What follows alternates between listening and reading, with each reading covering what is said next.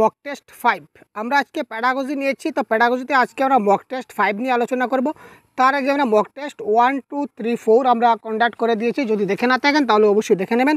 তো আজকের mock test 5-এ থাকবে আপনাদের জন্য ডাবল ডোজ বলতে বাংলা থেকে আপনারা বাংলা প্যাডাগজি এখান থেকে আপনাকে হেল্প করবে এবং সিডিপির যে প্যাডাগজি রয়েছে এখান থেকেও কিন্তু আপনাদের 100% হেল্প করবে।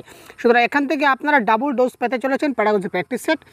তাছাড়া মক টেস্ট 5 নামে আমরা সেটাকে ধরেছি এবং এইভাবে মক টেস্ট আমরা ধরে নেব এবং বেছে বেছে প্রশ্নগুলো আমরা এখানে কী করছি কভার করছি। ঠিক আছে, তো এটা ছিল একটা প্রিভিয়াস ইয়ার কোয়েশ্চন। সেপ্টেম্বর 2014-এর প্রশ্নটা আমরা আজকে কভার করবো মক টেস্ট 5-এর মাধ্যমে।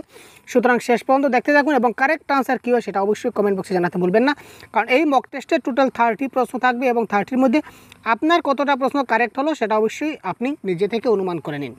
তো দেখুন প্রথম প্রশ্ন কী রয়েছে দেখে নিই আমরা। Cognitive development is supported by, অর্থাৎ জ্ঞানীয় উন্নয়ন দ্বারা সমর্থিত হয়। আর বেরুক যা, তো জ্ঞানীয় উন্নয়ন দ্বারা সমর্থিত হয়। জ্ঞানীয় উন্নয়ন দ্বারা কি সমর্থিত হয়? Conducting relevant and well design test as frequently as possible. তারপর দেখুন যতটা সম্ভব ঘন ঘন প্রাসঙ্গিক এবং সুপরিকল্পিত পরীক্ষা পরিচালনা করতে হবে। Presenting activities that reinforce traditional method, ঐতিহ্যগত পদ্ধতিগুলিকে শক্তিশালী করে এমন ক্রিয়াকলাপগুলো উপস্থাপন করা। Providing a rich and varied environment, এখানে বলেছি একটি সমৃদ্ধ এবং বৈচিত্র্যময় পরিবেশ প্রদান করতে হবে। Focusing more on individual activities on comparison two collaboration, এখানে বলেছে সহযোগিতার তুলনায় পৃথক ক্রিয়াকলাপে আরও বেশি মনোনিবেশ করতে হবে। তো কারেক্ট আনসার কী হবে এখানে কমেন্ট বক্সে খুব তাড়াতাড়ি জানান তো। কোয়েশ্চেন নাম্বার 1 কারেক্ট আনসার কী হয় আমরা দেখে নিই কার কতটা আনসার কারেক্ট হচ্ছে এবং শেষে কিন্তু আপনারা বলবেন যে কার কতটা কারেক্ট আনসার হচ্ছে। প্রত্যেকটা প্রশ্নের আনসার কমেন্ট বক্সে জানিয়ে দিন। তো এই প্রশ্নের কারেক্ট আনসার কী হবে খুব তাড়াতাড়ি ভাই?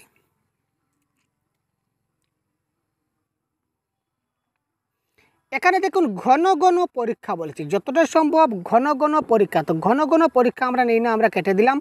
তারপর দেখুন ট্র্যাডিশনাল মেথড বা ঐতিহ্যগত পদ্ধতি, আমরা ট্র্যাডিশনাল মেথড কিন্তু ফলো করি না, কারণ ট্র্যাডিশনাল মেথডে এখন পড়াতে গেলে অনেক কিছু চেঞ্জ হয়ে গেছে। কারণ আগের ছিল আমাদের ট্র্যাডিশনাল মেথডে যদি যাই তাহলে আমাকে যেতে হবে টিচার সেন্ট্রিক এডুকেশনে। তো বর্তমানে কিন্তু টিচার সেন্ট্রিক এডুকেশন বর্তমানে হচ্ছে না, বর্তমানে হচ্ছে কি চাইল্ড সেন্ট্রিক এডুকেশন বা চাইল্ড সেন্ট্রিক ক্লাসরুম যাই বলুন না কেন। সুতরাং এখানে ট্র্যাডিশনাল মেথড আমরা ফলো করব না, আমরা কোলাবোরেশন ফলো করব। কিন্তু এখানে বলেছে যে ফোকাস করতে হবে কম্প্যারিজনের ক্ষেত্রে, থেকে কোলাবোরেশন থেকে কম্প্যারিজনে আমরা বেশি গুরুত্ব দেবো। কিন্তু না, আমরা জানি যে আমাদের কোলাবোরেশন করতে হবে কিন্তু কম্প্যারিজন করতে হবে না।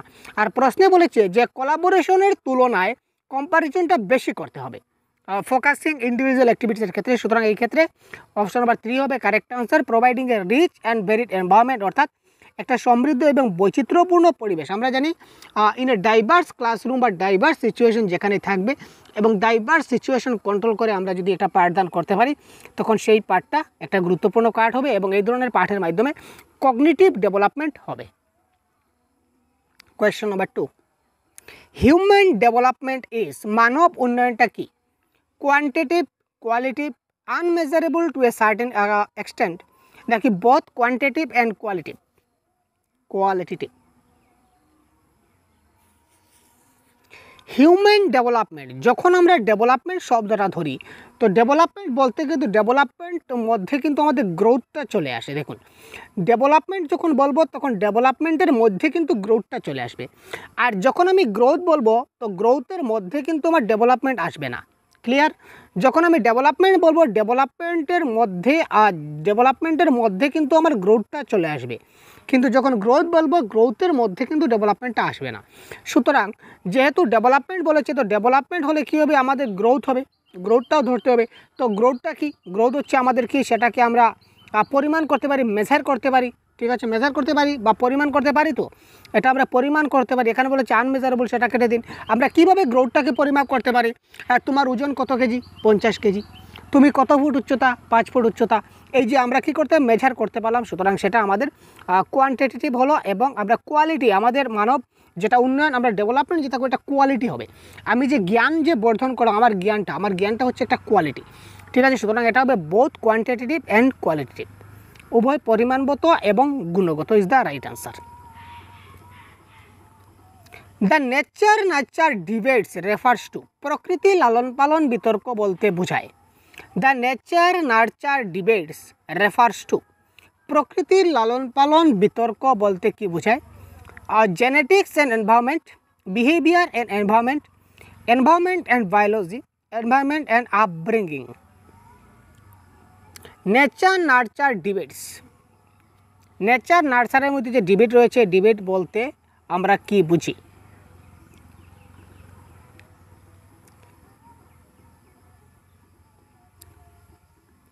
যেখানে নেচার থাকবে, নেচার মানে তার পরিবেশগত দিক বুঝাবে, নেচার বলতে তার একটা জেনেটিক রিফর্মস দেখাবে, এবং নার্চার বলতে সেখানে পরিবেশ দেখাবে। সুতরাং correct answer genetics and environment. Which of the following is A passive agency of socialisation? খুব গুরুত্বপূর্ণ প্রশ্ন। নিচের কোনটি সামাজিকীকরণের একটা প্যাসিভ এজেন্সি? সোশিয়ালাইজেশনের দুটো এজেন্সি আছে, একটা হচ্ছে প্রাইমারি এজেন্সি আর একটা হচ্ছে সেকেন্ডারি এজেন্সি। তো সেকেন্ডারিকে আমরা বলতে পারি প্যাসিভ বা নিষ্ক্রিয়, বা দ্বিতীয়ত, প্রথম এবং দ্বিতীয় এজেন্সি বলা হয় মাধ্যম। ঠিক আছে, তো এখানে বলেছে কোনটা passive, health club, family, eco club নাকি পাবলিক লাইব্রেরি?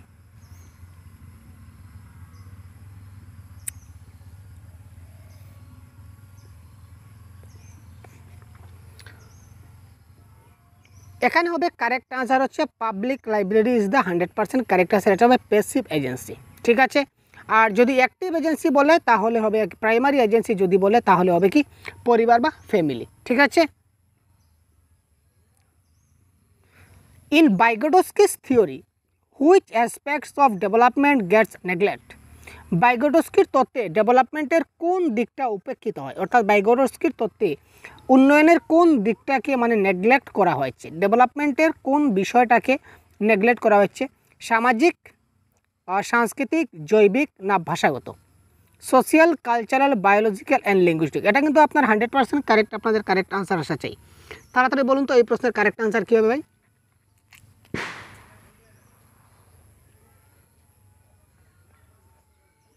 খুব তাড়াতাড়ি কারেক্ট আনসার বলুন, কারেক্ট আনসার কী হতে পারে?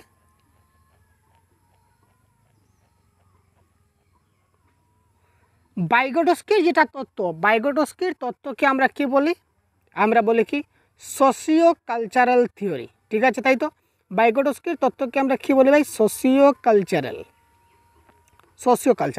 তার মানে বাইগোডস্কির তত্ত্বের মধ্যে আমাদের সামাজিক রয়েছে, কালচারাল রয়েছে, এবং বাইগোডস্কি আরেকটি জিনিস নিয়ে কথা বলছেন সবসময়, তিনি ল্যাঙ্গুয়েজ বা ভাষা নিয়ে কথা বলতেন, কিন্তু তিনি জৈবিক বা বায়োলজিক্যাল নিয়ে কোনো কথা বলেননি।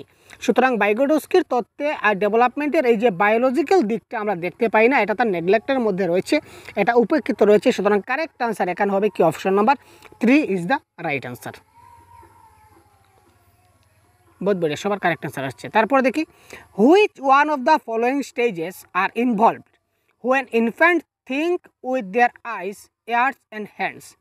নিম্নলিখিত পর্যায়গুলির মধ্যে কোনটি জড়িত যখন শিশুরা তাদের চোখ, কান এবং হাত দিয়ে চিন্তা করে? এটা জিন পিয়াগেটের তত্ত্ব মতো আমরা বলতে পারি। একটা শিশু কখন সে চোখ, কান এবং হাত দিয়ে চিন্তা করে? Concrete operational stage, pre operational stage, sensory motor stage নাকি ফর্মাল অপারেশন স্টেজ? প্রাক কর্মক্ষম পর্যায়, সংবেদন মোটর পর্যায়, সংবেদনশীল কংক্রিট অপারেশন স্টেজ নাকি আনুষ্ঠানিক কর্মক্ষম পর্যায়? বাংলার অনেকগুলো মিনিং রয়েছে, বাংলা মিনিংগুলো দেখবেন না, হয়তো এখানে একটা মিনিং দিয়েছে, আরেক জায়গায় আরও কোন মিনিং দিয়ে দেবে, সেটা লক্ষণীয় বিষয় নয়। তো বিষয় হচ্ছে আমাদের কারেক্ট আনসার এখানে বলেছে শিশুরা কী করবে? চোখ, কান এবং হাত দিয়ে তারা চিন্তা করবে। তো চোখ, কান এবং হাত দিয়ে চিন্তা করবে মানে সে কী করবে? তার সেন্স অর্গানগুলো ইউজ করবে, সেন্স অর্গান দিয়ে। তো সেন্স অর্গান দিয়ে যখন করবে তখন এটা কী হবে? Sensory motor stage. একজন ছোটো শিশুরা সে তার সেন্স অর্গান দিয়ে সেই জিনিসগুলো অনুভব করতে পারে। চোখ, কান এবং হাত অর্থাৎ বিভিন্ন শারীরিক যে সেন্স অর্গান রয়েছে, সেন্স অর্গানের মাধ্যমে তারা বিভিন্ন জিনিস চিন্তা করতে পারে এবং বিষয়টা উপলব্ধি করতে পারে। সুতরাং কারেক্ট আনসার হবে সেন্সরি মোটর স্টেজ, সংবেদনশীল পর্যায় যাকে বলা হয়। তারপর দেখি Riya does not agree with Rishabh about sitting up a picnic. Riya রেশবের সাথে একটা পিকনিক পার্টিতে, ক্লাসের পিকনিক পার্টিতে সেটিং আপ নয়। ঠিক আছে, he thinks that the rules can be revised to suit the majority. This kind of peer disagreement according to পিয়াগেট refer to. Riya একটি ক্লাস পিকনিক সেট আপ করার বিষয়ে ঋষভের সাথে একমত নয়। তিনি বলতে এখানে রিয়া মনে করে, কি মনে করে, যে সংখ্যা গরিষ্ঠের সাথে খাপ খাইয়ে নেওয়ার জন্য নিয়মগুলি সংশোধন করা যেতে পারে। সংখ্যা গরিষ্ঠের সঙ্গে খাপ খাইয়ে নেওয়ার জন্য নিয়মগুলো সংশোধন করা যেতে পারে। এখানে এই ধরনের যে পিয়ার মতানৈক্য, এই মতানৈক্যটা পিয়াগটের মতে কি বোঝায়? হেটারোনোমিয়াস মোরালিটি, অর্থাৎ হেটারোনোমিয়াস সোজাসুজি বলতে পারি, মোরালিটি না হলেও চলবে।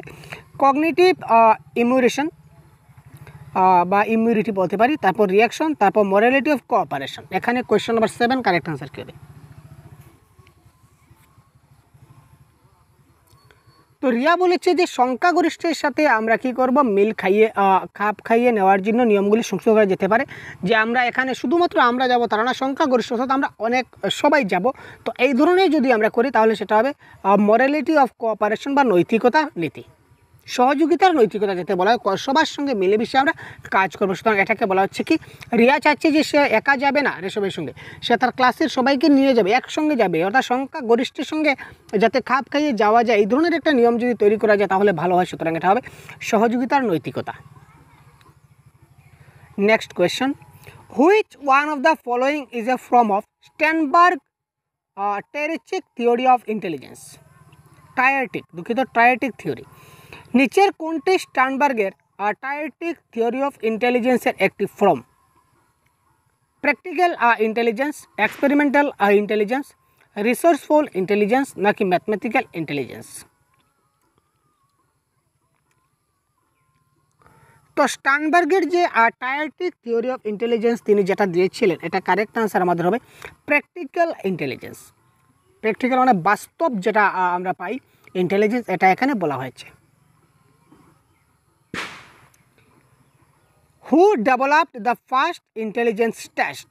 কে প্রথম বুদ্ধিমত্তার পরীক্ষা তৈরি করেছিলেন? কারেক্ট আনসার কী হবে? কে প্রথম বুদ্ধিমত্তার পরীক্ষা তৈরি করেছিলেন? হু ডেভেলপড।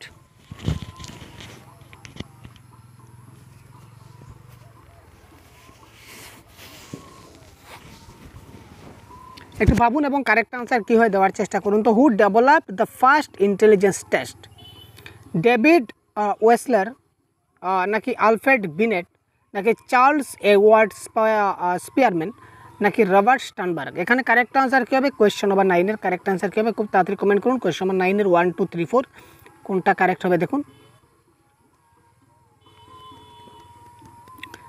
তো ডেভেলপ ফার্স্ট ইন্টেলিজেন্স টেস্ট, এটা বুদ্ধিমত্তা পরীক্ষা সর্বপ্রথম দিয়েছিলেন Alfred Binet, is the right answer. Phonological awareness refers to the ability to. Phonological যে সচেতনতা রয়েছে, এই সচেতন ক্ষমতাটা বলতে আমরা কি বুঝি? Reflect and manipulate the sound structure, ধ্বনি কাঠামো প্রতিফলিত এবং ম্যানিপুলেট করা। স্পিক ফ্রিকুয়েন্টলি অ্যান্ড অ্যাকুরেটলি, সাবলীলভাবে এবং নির্ভুলভাবে কথা বলা।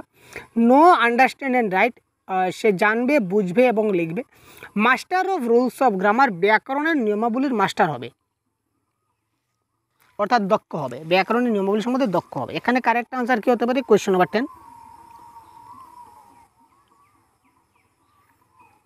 কী হবে? দেখা মাত্র কিন্তু কারেক্ট আনসার হওয়া চাই, এটা প্রশ্ন দেখা মাত্র কারেক্ট আনসার, কারণ এখানে কিওয়ার্ড রয়েছে। কিওয়ার্ড এখানে রয়েছে, কী রয়েছে ভাই? কিওয়ার্ড রয়েছে ফোনোলজিক্যাল। তো ফোনোলজিটা কিসের সঙ্গে সম্পর্কযুক্ত? ধ্বনি, সাউন্ডের সঙ্গে সম্পর্কযুক্ত। সুতরাং এখানে সাউন্ড স্ট্রাকচার রয়েছে, সুতরাং আর কোনো অপশনে সাউন্ড নাই, সুতরাং আমরা এটা কেটে দেব। তো ফোনোলজিক্যাল অ্যাওয়ারনেস মানে কি? সাউন্ড স্ট্রাকচারটা যাতে রিফ্লেক্ট করে। সুতরাং কারেক্ট আনসার এখানে হবে কি আমাদের? Option number 1 is the right answer. তারপর দেখি question number 11, gender discrimination in a classroom. একটা শ্রেণীকক্ষে লিঙ্গ বৈষম্য বলতে কী বোঝায়? বা লিঙ্গ বৈষম্য নিয়ে নিচের অপশনগুলো দেখি। Does not effect the performance of the student, শিক্ষার্থীদের কর্মক্ষমতা কোনো ধরনের প্রভাবিত করে না। মে lead two diminished effort or performance of the students, শিক্ষার্থীদের প্রচেষ্টা বা কর্মক্ষমতা হ্রাস পেতে পারে, মানে কমতে পারে। May lead to enhance effort or performance of the male student, পুরুষ শিক্ষার্থীদের বর্ধিত প্রচেষ্টা বা কর্মক্ষমতা হতে পারে। Is done more by the male teacher than their female counterparts, পুরুষ শিক্ষকদের দ্বারা তাদের মহিলা সমকক্ষদের চেয়ে বেশি করা হয়। তো জেন্ডার ডিসক্রিমিনেশন যদি আমরা ক্লাসে করি, ক্লাসরুমে যদি শ্রেণী বৈষম্য যদি আমরা করি, তাহলে তার ফল কি হতে পারে?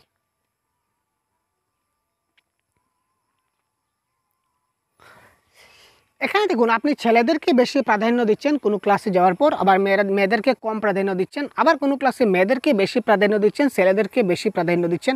তো এই ধরনের যদি দেন, মেয়েদেরকে বেশি দেবেন, ছেলেদেরকে কম প্রাধান্য দেবেন, আবার ছেলেদেরকে বেশি প্রাধান্য দেবেন, মেয়েদেরকে কম প্রাধান্য দেবেন, এই ধরনের যদি ঘটনা ক্লাসরুমে ঘটে থাকে, that is called gender discrimination. তো এই ডিসক্রিমিনেশন এই ধরনের যদি করেন, তাহলে কি হবে? শিক্ষার্থীদের যে কর্মক্ষমতা এটা কিন্তু কমে যাবে, তাদের মনে একটা উৎসাহ কমে যাবে। স্যার শুধু ছেলেদেরকেই বেশি গুরুত্ব দিচ্ছেন, তাহলে আমরা কেন করবো বলে মেয়েরা সেটা করা বাদ দিয়ে দেবে। সুতরাং মেয়েদের, আপনার ছাত্র হিসাবে মেয়েরা কিন্তু পিছিয়ে পড়বে। আবার কোনো ক্লাসে যদি মেয়েদেরকে বেশি আপনি গুরুত্ব দেন এবং ছেলেদেরকে যদি কম গুরুত্ব দেন, তাহলে বলবে দেখুন স্যার তো আমাদের গুরুত্ব দিচ্ছেন না, শুধু মেয়েদেরকেই দিচ্ছেন, তাহলে মেয়েরা করুক, আমরা কেন করব। তো যার ফলে ছাত্রদের সেই কর্মক্ষমতাটা কমে যাবে। সুতরাং এই ক্ষেত্রে কারেক্ট আনসার হবে option number 2, May lead two diminished effort or performance of the student. শিক্ষার্থীদের প্রচেষ্টা বা কর্মক্ষমতা হ্রাস পেতে পারে, তারা যেটা মনের যেটা বল আছে, মনের শক্তি আছে, তাদের যেটা প্রচেষ্টা আছে, সেটা কিন্তু দিনকে দিন কমে যাবে। তারপর দৌড় স্যার ক্লাসে আসলেই তো শুধু মেয়েদেরকে প্রাধান্য দেবেন, আমাদেরকে প্রাধান্য দেবেন না, তা আর কি করবো, বাধ্য।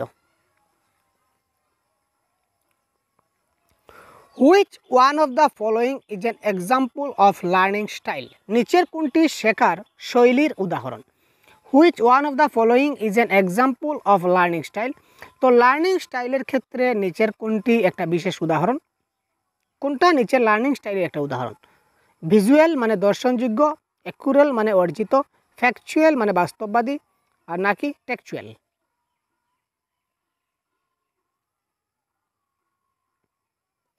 লার্নিং স্টাইল হচ্ছে কি এখানে ভিজুয়াল। লার্নিং স্টাইলটা আমরা দেখতে পারি, অর্থাৎ কোন স্টাইলে আমি পড়াচ্ছি বা কোন স্টাইলে সে শিখছে, শেখার যেটা শৈলী, এটা কিন্তু আমরা দেখতে পারি যে সে কোন স্টাইলে শিখছে। সুতরাং এটা হবে কি আমাদের visual is the right answer. Question number 12 1 হবে correct answer. Question number 13, a teacher collects and reads the work of the class, the plan then plans and adjust the next lesson to meet student needs he she is doing. একজন শিক্ষক ক্লাসের কাজ সংগ্রহ করে এবং পড়ে, তারপর পরিকল্পনা করে এবং শিক্ষার্থীদের চাহিদা পূরণের জন্য পরবর্তী পাঠটি সামঞ্জস্য করে। এখানে সে কী করছে? আবার দেখি, একজন শিক্ষক কী করছেন? একজন শিক্ষক কী করছেন? ক্লাসের কাজ সংগ্রহ করে এবং পড়ে, তারপর পরিকল্পনা করে, প্রথমে একটা কাজ কালেকশন করে, প্রথমে কালেকশন করে, তারপর কি করে? প্ল্যানিং করে, তারপর তাদের চাহিদা পূরণের জন্য পরবর্তী পার্টটা সামঞ্জস্য করে। এই ক্ষেত্রে তিনি কি করছেন? Assessment of learning, assessment as learning, assessment for learning, নাকি অ্যাসেসমেন্ট অ্যাট লার্নিং? তো এই যে assessment of learning, for learning, as learning এবং অ্যাট লার্নিং সম্বন্ধে যদি আপনাদের ভিডিও চাই, তাহলে কমেন্ট বক্সে অবশ্যই জানান যে sir assessment of learning, assessment as লার্নিংটা কি, আমরা বুঝতে পারিনি, আমাদের ক্লাস চাই। তাহলে আমি আপনাদের পুরো ডিটেলসে এই ক্লাস দিয়ে দেবো। আর যদি জানা থাকে তাহলে আর ক্লাস দেওয়ার প্রয়োজন নেই। যদি আপনাদের প্রয়োজন হয় তাহলে অবশ্যই কমেন্ট বক্সে লিখুন যে sir assessment of learning, as learning, for learning, at লার্নিংয়ের ক্লাস আমাদের প্রয়োজন।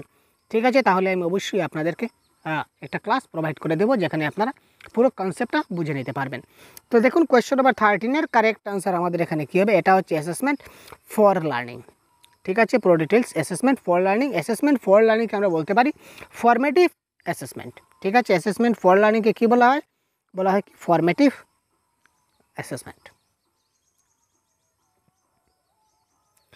Teachers who work under school base assessment, school ভিত্তিক মূল্যায়নের অধীনে কাজ করে এমন শিক্ষক, নিচের কোনটি স্কুল বেসড অ্যাক্টিভিটির মধ্যে পড়ছে বা স্কুল ভিত্তিক মূল্যায়নের মধ্যে পড়ছে? এই কথাটা আমাদের বলতে হবে। আর overburden as they need to take frequent tests in addition to Monday test, সোমবারের পরীক্ষার পাশাপাশি তাদের ঘন ঘন পরীক্ষা নেওয়া দরকার বলে অতিরিক্ত চাপ বৃদ্ধি করে দেওয়া হয়। Need to assign project work in each subject to individual student, প্রতিটি বিষয়ে প্রকল্পের কাজ পৃথক শিক্ষার্থীদের জন্য বরাদ্দ করা প্রয়োজন। Observe students minutely on a daily basis to assess their values and attitude, শিক্ষার্থীদের তাদের মূল্যবোধ এবং মনোভাবের মূল্যায়ন করার জন্য প্রতিদিনের ভিত্তিতে সূক্ষ্মভাবে পর্যবেক্ষণ করবেন। Feel a sense of ownership for a system, সিস্টেমের জন্য মালিকানার অনুভূতি অনুভব করুন। এখানে কি হতে পারে কারেক্ট অ্যান্সার, অর্থাৎ স্কুল বেসড অ্যাসেসমেন্ট বা স্কুল ভিত্তিক মূল্যায়নের অধীনে এমন কোন কাজ শিক্ষক করেন?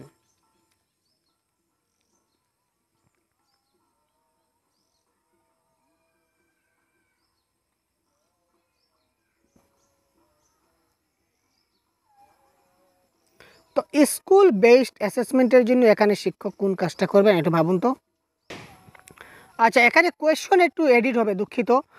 কোন কাজটি টিচার করবেন না, এখানে কোয়েশ্চনটা একটু এডিট করা হবে, টাইপিং একটু মিস্টেক আছে। যে এখানে স্কুল ভিত্তিক অ্যাসেসমেন্টের মাধ্যমে শিক্ষকের কোন কাজটা করা উচিত নয়, হুইচ ইজ নট, এখানে একটা নট ওয়ার্ড লাগবে, which is not is done by the teacher under school based assessment. ঠিক আছে, তো এটার কারেক্ট অ্যান্সার হবে অপশন নাম্বার 1, কারণ আমরা শিশুদেরকে ওভার বার্ডেন করি না এবং এডিশনাল টেস্ট হিসাবে যাতে শিশুদের মধ্যে চাপ সৃষ্টি হয় আমরা তাকে কখনো অতিরিক্ত চাপ দেই না, সুতরাং এটা শিক্ষকদের করা উচিত নয়। ঠিক আছে, তো এখানে হুইচ ইজ নট, তো অতিরিক্ত চাপ দেওয়া হবে, এটা ঠিক নয়, সুতরাং এটা হবে আমাদের কারেক্ট অ্যান্সার। তারপর দেখি question number 15, how do grades differ from marks? This question belongs to which of the following classes of question? গ্রেডগুলি কিভাবে নম্বর থেকে পৃথক হয়? এই প্রশ্নটি নিম্নলিখিত প্রশ্নগুলির মধ্যে কোনটির অন্তর্গত? ডাইভারজেন্ট, অ্যানালাইটিক, ওপেন এন্ডেড নাকি প্রবলেম সলভিং? গ্রেডগুলি কিভাবে নম্বর থেকে পৃথক হয়?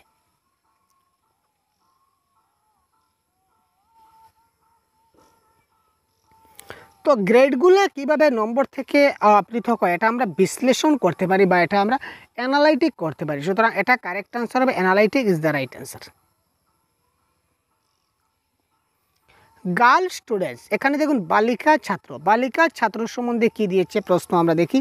তো বালিকা ছাত্র সম্বন্ধে এখানে কোনটা কারেক্ট হবে আমাদের একটু দেখতে হবে। বালিকা ছাত্র অপশনগুলো একটু দেখি।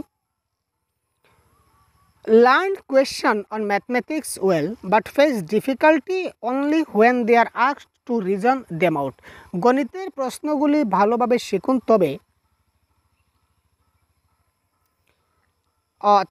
তবে কেবল তখনই অসুবিধার সম্মুখীন হন যখন তাদের যুক্তি দেওয়ার কথা জিজ্ঞাসা করা হয়।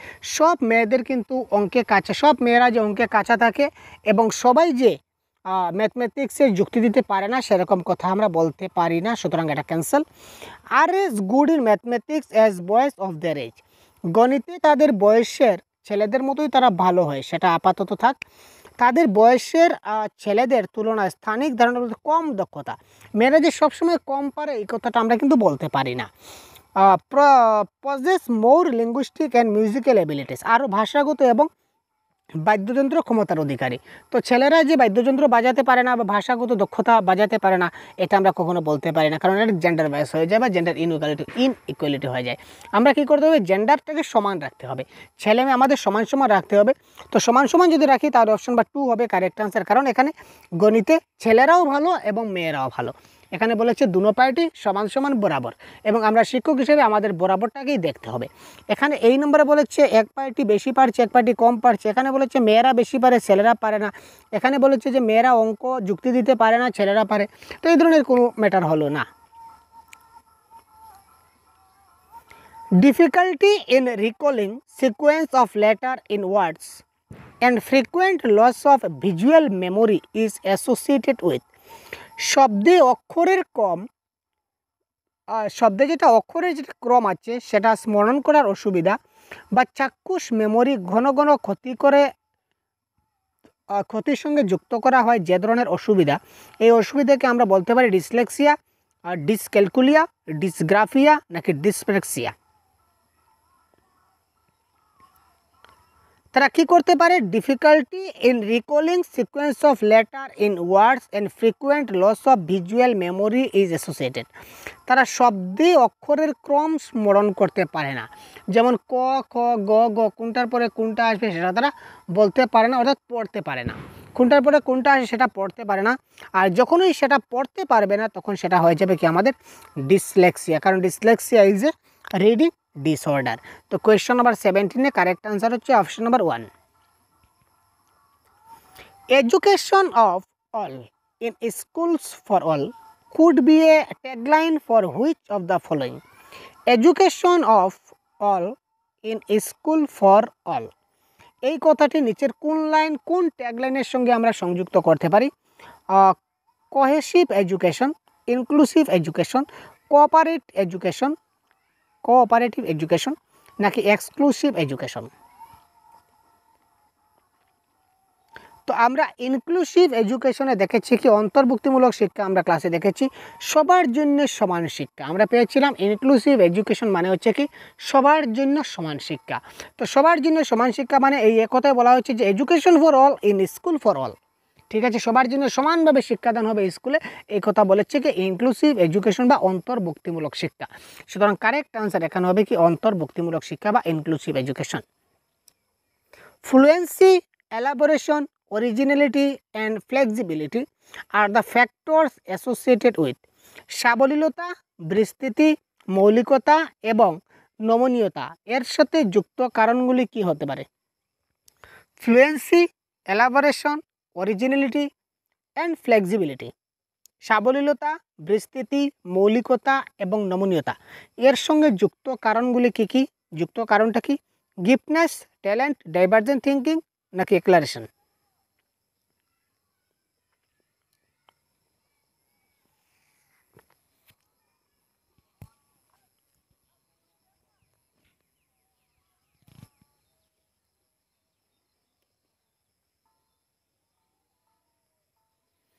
তো এটা মনে রাখবেন, এটা কারেক্ট আনসার হবে গিফটেডনেস, ঠিক আছে, গিফটেডনেস এটা কারেক্ট আনসার হবে। এবার দেখি আমরা চলে আসলাম গিফটেড স্টুডেন্ট। আচ্ছা, gifted student may be asked to spend more time on question dealing with, প্রতিভাবান শিক্ষার্থীদের সাথে সম্পর্কিত প্রশ্নগুলোতে আরও বেশি সময় ব্যয় করতে বলা যেতে পারে। প্রতিভাবান শিক্ষার্থীদের সাথে যে সকল সম্পর্কিত আমরা প্রশ্ন করি এই প্রশ্নগুলিতে আরও বেশি সময় ব্যয় করা যেতে পারে। এটা রিমেম্বারিংয়ের ক্ষেত্রে নাকি আন্ডারস্ট্যান্ডিংয়ের ক্ষেত্রে নাকি ক্রিয়েটিংয়ের ক্ষেত্রে নাকি অ্যানালাইজিংয়ের ক্ষেত্রে?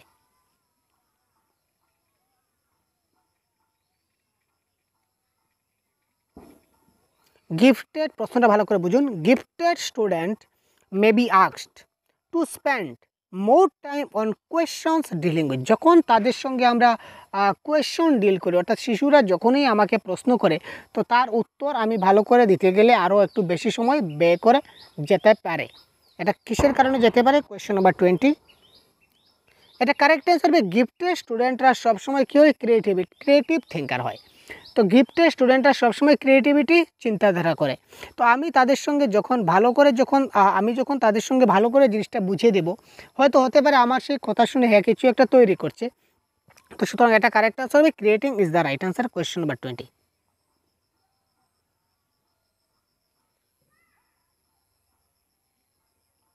তো এই প্রশ্নের কারেক্ট আনসার কী হয়ে যেতে পারে দেখুন তো।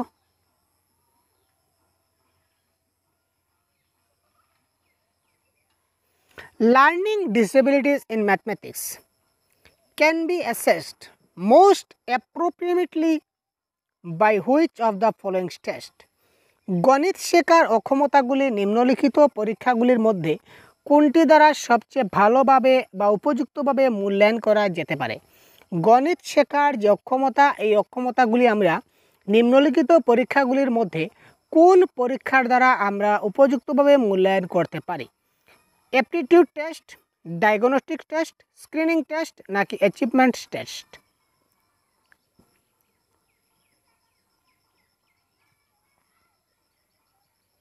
সে গণিত শিখতে পারছে না, ঠিক আছে, সে গণিত শিখতে পারে না, গণিত শিখতে তার সমস্যা হয়। তো এই সমস্যাটা আমরা ধরতে গেলে তার যে গণিত শেখার তার সমস্যা হবে, এই সমস্যা তার হচ্ছে তা দেখতে গেলে বা যাচাই করতে গেলে আমাদের কী ধরনের পরীক্ষা নিতে হবে? তো দেখুন, প্রথমেই আমাকে এমন একটা পরীক্ষা নিতে হবে যে পরীক্ষার মাধ্যমে আমাকে বুঝতে হবে তার গণিত শিখতে কেন সমস্যা হচ্ছে। যে কোনো বিষয়, সেখানে গণিত দিয়েছে তো সেখানে গণিত না হয় যদি অন্য কিছু সাবজেক্ট থাকতো এটাও কিন্তু কারেক্ট আনসার একই হতো, যে ছাত্রটা কেন পারছে না, একটা শিক্ষণের ক্ষেত্রে ছাত্রটা কেন শিখতে পারছে না এই জিনিসগুলি আমাকে খুব ভালো করে বুঝতে হবে, আমাকে ভালো করে সেই জিনিসটা ভালো করে লক্ষ্য করতে হবে ছাত্রটা কেন পারছে না। যখন আমি দেখে নেব যে ছাত্রটা কেন পারছে না, তখন তারপর আমি তাকে ওই কেন পারছে না ওইটার যেটা আমার সলিউশন আসবে ওই সলিউশনটাকে দেব। তো সলিউশন দেওয়াকে বলা হবে কি রেমেডিস বা রিমেডিয়াল টিচিং। আর এই যে আমি যে কারণটা খুঁজবো, এটাকে বলে কারণ খোঁজা, যে কেন পারছে না, সে কেন শিখতে পারছে না, যে কারণ খুঁজবো, অর্থাৎ কারণ খোঁজাকে বলা হয় কি diagnostic test. Option number 2, diagnostic test is the right answer. Concept maps are most likely to increase understanding of new concepts by ধারণা মানচিত্রগুলি দ্বারা নতুন ধারণাগুলি বোঝার বৃদ্ধি করার সম্ভাবনা সবচেয়ে বেশি। Concept maps are most likely to increase understanding of new concept। ঠিক আছে, আমরা কনসেপ্টের ম্যাপ যদি তাকে ভালো করে বুঝতে পারি তাহলে তার একটা নিউ কনসেপ্টে তার আন্ডারস্ট্যান্ডিংটা ইনক্রিজ করতে পারি কিসের দ্বারা? Transferring knowledge between content areas, focusing attention on specific details, priorities academic content for study, increasing ability to organize information logically।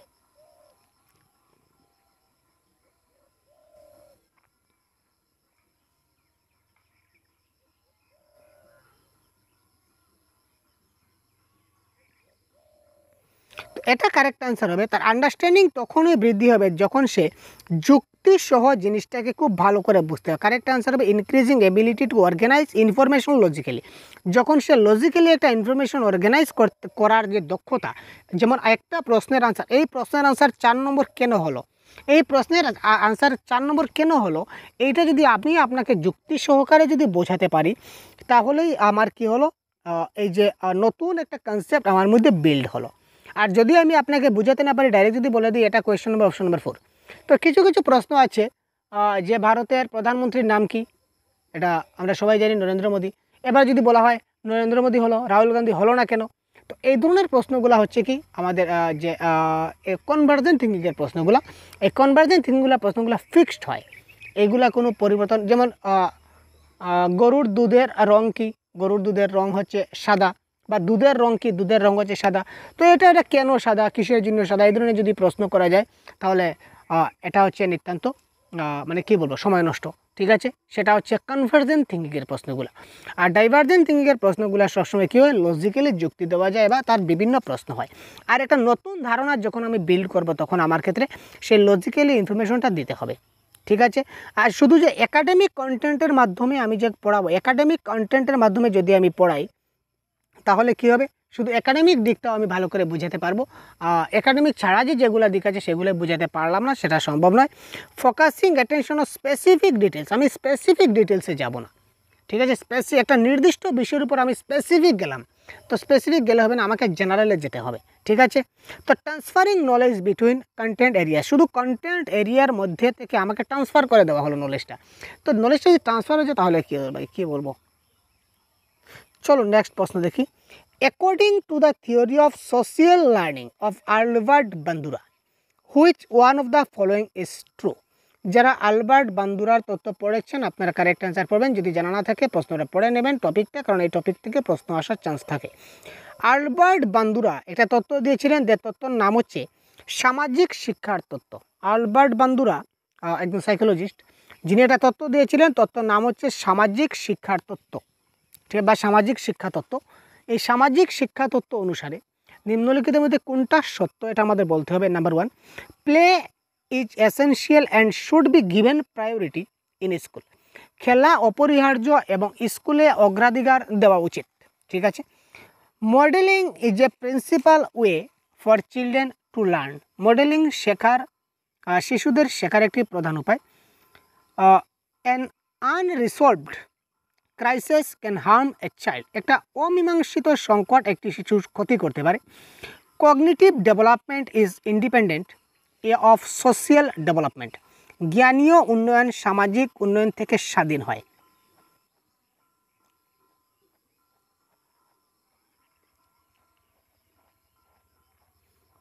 তো আলবার্ট বান্দুরা কি বলেছিলেন, আপনাদের কি মনে হয়? তো এটা মনে রাখবেন, কারেক্ট আনসার আলবার্ট বান্দুরা সবসময় তিনি মডেলিংয়ের উপর বেশি ফোকাস দিয়েছিলেন। তাই তিনি বলেছিলেন যে modelling is a principal way বা মেইন ওয়ে বা প্রধান একটা উপায় শিশুদের শেখার ক্ষেত্রে। মডেলিং শিশুদের শেখার ক্ষেত্রে একটা গুরুত্বপূর্ণ উপায় বা প্রধান উপায়, এই কথাটা আলবার্ট বান্দুরা বলেছিলেন। Deductive reason involves. Deductive reason কি? বাংলায় যদি বলি তাহলে ডাক মুক্তির মধ্যে কি অন্তর্ভুক্ত রয়েছে? Reasoning from general to particular, এটা সাধারণ থেকে বিশেষ যুক্তি। Reasoning for particular from particular to general, বিশেষ থেকে সাধারণদের মধ্যে যুক্তি। Active construction and reconstruction of knowledge, সক্রিয় নির্মাণ এবং জ্ঞান পুনর্নির্মাণ। Method including inquiry learning and heuristic, অর্থাৎ অনুসন্ধান, শেখার এবং হিউরিস্টিক সহ পদ্ধতিগুলি। তো ডিডাকটিভ রিজনে কি বলা হয়, অর্থাৎ ডিডাকটিভ যে থিঙ্কিং, ডিডাকটিভ অবরোহী পদ্ধতি, আরোহী পদ্ধতি মানে ইন্ডাকটিভ, আর ডিডাকটিভ হচ্ছে কি আমাদের অবরোহী। তো অবরোহীতে বলা হয় জেনারেল টু পার্টিকুলার। অবরোহী পদ্ধতিতে জেনারেল টু পার্টিকুলার যাব এবং আরোহীতে আমরা পার্টিকুলার টু জেনারেল যাব। ঠিক আছে, তো জেনারেল টু পার্টিকুলার কীভাবে যাবো জানা আছে তো? General to particular, particular to general. যেমন প্রথমে আমি তাকে একটা গরু দেখালাম, যে এই দেখো এই গরুটা কি, গরুটা কালার হচ্ছে লাল এবং এই গরুর কয়টা পা? 4টা পা। আরও অনেকটা দূরেই গেলাম, যাওয়ার পর আরেকটা গরু দেখলাম, গিয়ে বললাম যে এটা পার্টিকুলার আরেকটা গরু দেখলাম, দেখো তো এই গরু, এটা হচ্ছে নির্দিষ্ট গরু, দেখতে পাচ্ছ নির্দিষ্ট। তো এই নির্দিষ্ট, এটার রং কি? এটার রং হচ্ছে কালো, এটার পা কয়টা? 4টা। আরও কতক্ষণ দূর গেলাম, গিয়ে বললাম আরেকটা গরু দেখছো, এই দেখো এটা হচ্ছে নির্দিষ্ট গরু। ঠিক আছে, আমি নির্দিষ্ট, ঠিক আছে নির্দিষ্ট করে দিচ্ছি কিন্তু, ঠিক আছে নির্দিষ্ট করে দিচ্ছি। তো এই নির্দিষ্ট করে যখন দিচ্ছি তখন এই দেখো এটা হচ্ছে নির্দিষ্ট। তো এই যে নির্দিষ্ট করে দিচ্ছি যে এই গরুটার কালার কি? এই গরুটা হচ্ছে সাদা এবং কালো দিয়ে মিশ্রিত একটা গরু, এটার পা কয়টা? 4টা। তার মানে এখানে প্রথমে নির্দিষ্টই গিয়েছিলাম, একদম পার্টিকুলার আমি গিয়েছিলাম, যেহেতু এই পার্টিকুলার গরুটা। তারপর আমি একটা ফর্মুলায় চলে আসতে পারি বা একটা থিঙ্কিংয়ে চলে আসতে পারি যে স্যার আমি এতগুলো গরু দেখলাম, সবটার কিন্তু 4টা পা। তো তার মানে আমরা এই সিদ্ধান্তে উপনীত হতে পারি যে গরুর 4টা পা, এটা হচ্ছে জেনারেল। তো এই যে পার্টিকুলার টু জেনারেল যেটা গেলাম, এটা হবে আমাদের ইন্ডাকটিভ মেথডে পড়ছে বা ইন্ডাকটিভ রিজনিং। আর ঠিক উল্টা, যে গরুর 4টা পা, প্রথমেই আমরা তাকে একটা তার মধ্যে সঞ্চার করে দিলাম গরুর 4টা পা, গরুর 4টা পা জেনারেল বলে দিলাম। তারপরে আমরা পার্টিকুলার একটা গরুতে যাব, গিয়ে দেখাবো যে এই দেখো এটা হচ্ছে পার্টিকুলার গরু, এটা দেখো কয়টা পা? 4টা পা। তার মানে আগে তোমাকে বলেছিলাম যে গরুর 4টা পা। তো এইভাবে আর কি, প্রথমে জেনারেল টু পার্টিকুলারে, পার্টিকুলার টু জেনারেল, এটা বুঝতে হবে। বা পার্টিকুলার আরেকটা নাম হতে পারে স্পেসিফিক, এটাও কিন্তু same. When children learn a concept and use it, practice helps in reducing the error committed by them, this statement was given by. যখন শিশুরা একটি ধারণা শিখতে এবং এটি ব্যবহার করে, অনুশীলন তাদের দ্বারা সংগঠিত ত্রুটিগুলি হ্রাস করতে সহায়তা করে। এই বিবৃতি দ্বারা কি দেওয়া হয়েছিল? ইএল থর্নডাইক দিয়েছিলেন এই বিবৃতি, জন পিয়াগেট দিয়েছিলেন, জেবি ওয়াটসন দিয়েছিলেন, নাকি লেভ বাইগ্রোস্কি দিয়েছিলেন? একটা কথা, এই কথাটা কে বলেছিলেন যে when children learn a concept and use it, যখন একটি শিশু ধারণা শিখে এবং এই ধারণাটাকে ব্যবহার করে, practice helps in reducing the error committed by them, যদি তারা যত বেশি ভালো প্র্যাকটিস করবে, তার উপর তারা যত বেশি প্র্যাকটিস করবে, তত তাদের ভুলটা তত বেশি কমতে থাকবে। এই কথাটা কে বলেছিলেন? ইএল থর্নডাইক, জিন পিয়াগেট, জেবি ওয়াটসন, নাকি Lev বাইগ্রোস্কি?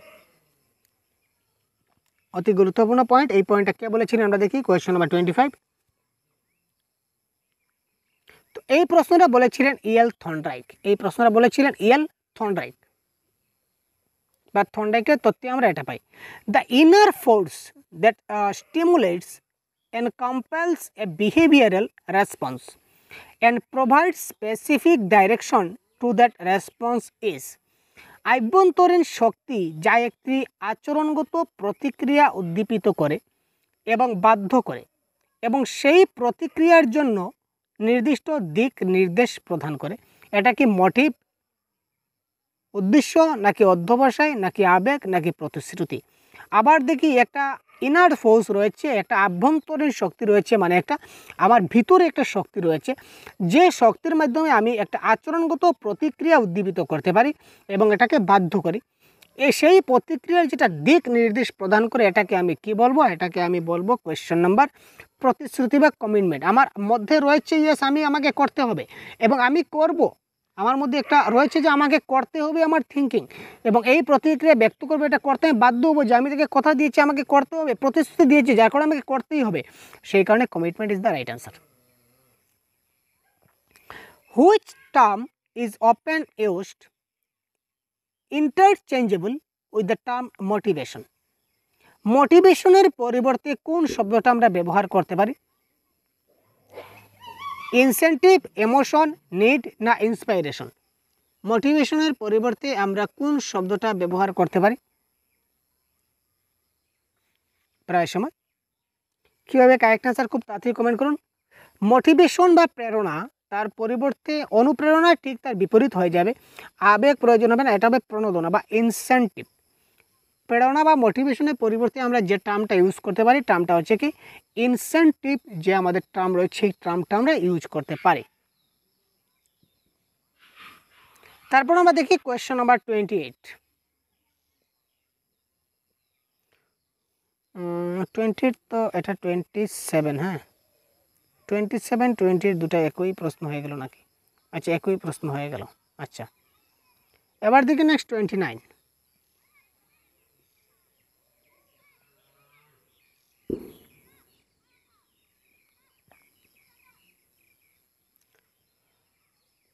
Dash motives deal with the need to reach satisfy feeling states and to obtain personal goals. উদ্দেশ্যগুলি সন্তোষজনক অনুভূতির অবস্থায় পৌঁছানোর এবং ব্যক্তিগত লক্ষ্যগুলি অর্জনের প্রয়োজনীয়তার সাথে মোকাবিলা করে কে? এটা কারেক্ট অ্যান্সার আমাদের কী হবে?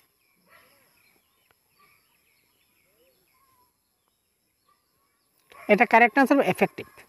Effective motives deals with the needs to reach satisfy feeling states and to obtain personal goal. আমাদের মধ্যে যদি আবেগ থাকে, তো আবেগের মাধ্যমে আমরা একটা স্যাটিসফাইড গোলে আমরা পৌঁছাতে পারি এবং আমাদের ব্যক্তিগত গোলটাকে আমরা পূরণ করতে পারি। আর আমাদের মধ্যে যদি আবেগ না থাকে, অর্থাৎ কাজ করার যেটা ইচ্ছা, আবেগ, এফেক্ট যদি না থাকে, তাহলে আমরা কোনো কাজ করতে পারি না। সুতরাং কারেক্ট আনসার হচ্ছে affective is the right answer. তো দেখুন পরবর্তী প্রশ্ন, question number 30। Which of the following is a factor that affects learning positively? নিম্নলিখিতদের মধ্যে কোনটি এমন একটি কারণ যা শেখার উপর ইতিবাচক প্রভাব ফেলে? ফিয়ার অফ ফেইলার, ব্যর্থতার ভয়, competition with peer, meaningful association, নাকি pressure with parents? Correct answer কী হবে? লার্নিংটাকে পজিটিভলি এফেক্ট করে কোন ফ্যাক্টর?